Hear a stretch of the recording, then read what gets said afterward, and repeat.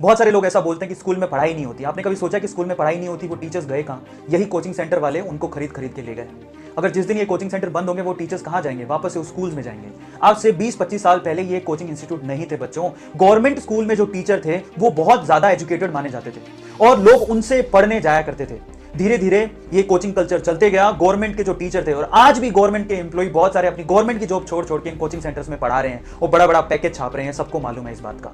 Schools बर्बाद हुए, उसका रीजन भी कोचिंग सेंटर ही है। आप लोगों को बताया नहीं जाता, लेकिन सच ये भी है। कहने की मतलब सिर्फ इतनी है कि स्कूल्स में पढ़ाई होती थी, अब नहीं हो रही है। उसके रीजन कुछ और हैं और उसका पूरा पूरा अगर किसी को ब्लेम जाता है तो कोचिंग सेंटर को जाता है, क्योंकि वहां के टीचर सारे कोचिंग सेंटर में चले गए। कुछ टीचर ने अपने कोचिंग सेंटर ही खोल दिए। गलती कहां? अगेन कोचिंग सेंटर की।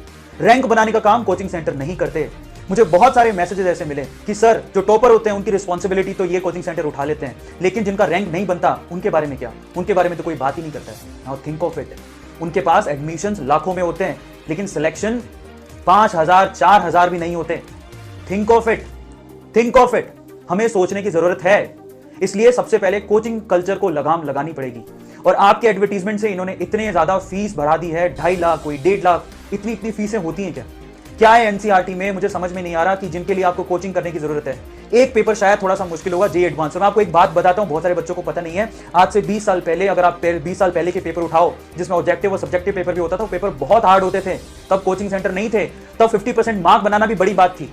आज पेपर इतने आसान हो गए हैं कि लोग full out of full mark भी लाते हैं। पिछले साल की बात है, 360 में से किसी बच्चे के 360 नंबर भी आए थे। पेपर का लेवल कंटिन्यूसली गिरते जा रहा है, तो फिर किस बात की कोचिंग की जरूरत है? हम मेहनत करके भी निकाल सकते हैं।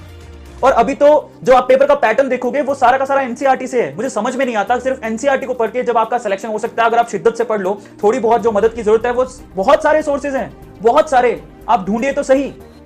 सिर्फ कोचिंग सेंटर जाने से रैंक नहीं बनता।